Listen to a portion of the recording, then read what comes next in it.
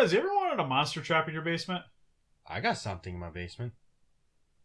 911. Listen up, Rangers! Welcome to the Geek Chest. My name's Steve. And my name is Arnes. And today we're going to be going over the anime Ushio and Tora.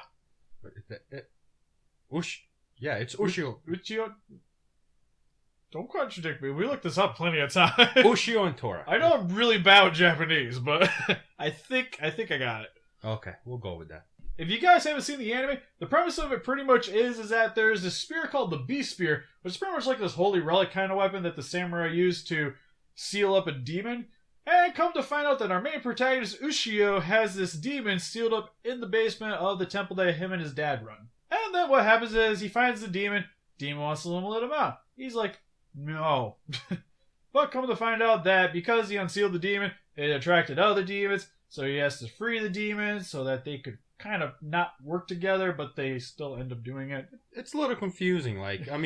He freezes the demon because when he opened a basement, his aura that was collecting over 500 years goes out and starts attracting all kinds of other different demons to his city, and then, he it's kind of like him. It's kind of like Yu Yu Hakusho in a way, kind of like during like the Sensui Saga, which is a funny thing about this anime because it reminds me a lot of Yu Yu Hakusho. It's like a mix between that and Inuyasha. For me, Definitely, anyways. like the drawing styles and the way it is, this background Yeah, like story. even the protagonist, he's more of like this like cocky-ish character where he's like really good at fighting for some odd reason. He's pretty much good at sports, pretty much everything, except he's really into art for some reason instead of doing these sports things. And it's like, why aren't you doing these? Especially when you see some of the art he does, it's, my little brother could do better. It's epic. Don't make fun of his art style. I'm just jealous because he does better than you. And then it's kind of like Inuyasha where the demons aren't very traditional. Kind of like in Yu Yu Hakusho, you've seen a lot of them, they're very human looking, like humanoid looking anyways. While in this, there's like, he fights severed heads, this demon dude that comes out of a painting that haunts his daughter.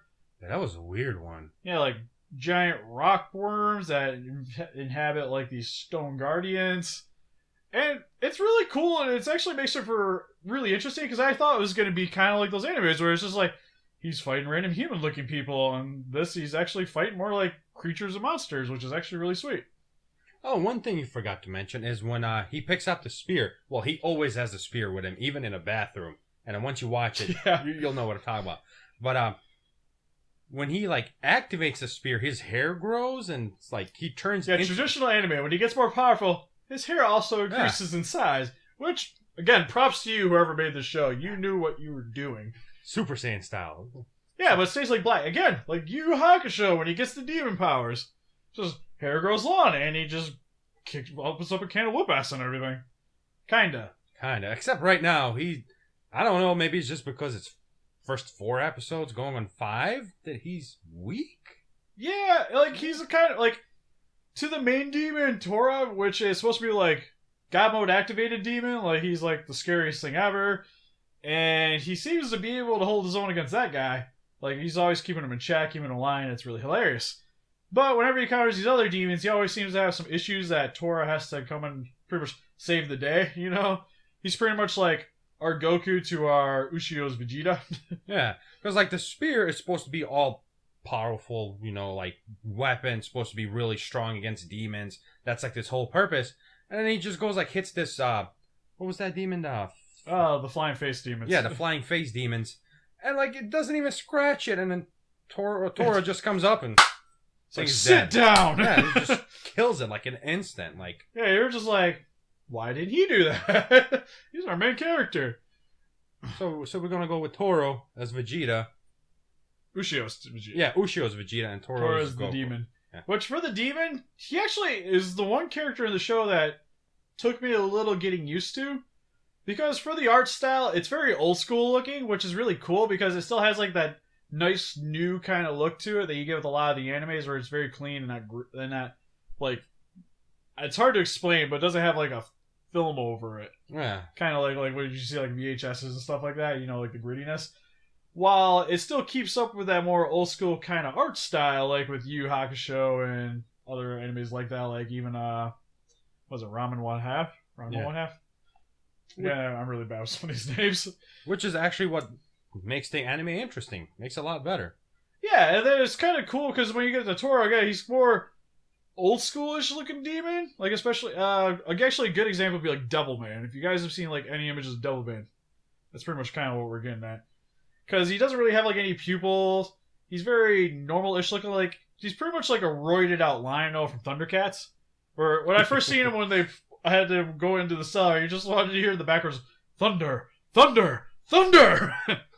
Oh, but in the end, he's still actually really cool, really mean looking, and I love his whole dynamic where he pretty much talks like he's the most evilest thing ever. Like he's gonna eat you, he's gonna eat your family, he's gonna eat that guy over there. He doesn't care about you or the people you love.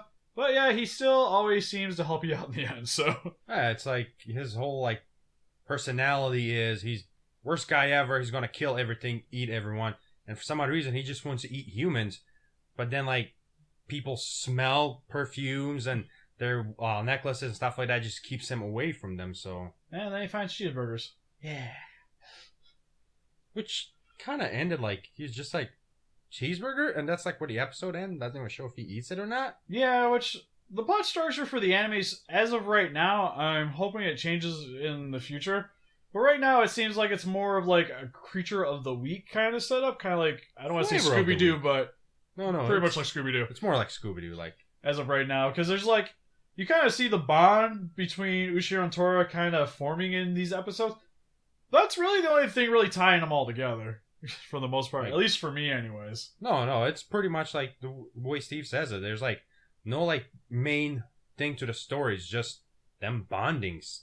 Yeah, it's pretty much they broke out. Now it's just like, oh hey, demon showed up to school. We gotta take care of the demon. Oh hey, this demon found this one girl that kind of looks like somebody they wanted to kill from a while ago. So they're gonna go follow them around. It's just like there's not really like any kind of progression or something they're working towards. It's more just he unleashed them. Now they're just kind of hanging around in town. Yeah, there's like no like connection between the demons. Like each week is completely different thing that has no like main thing that would connect each episode. It's just all one. Which I imagine this is probably going to change sometime in the near future because they kind of forebode that there might be like more bigger sinister things going on in the world.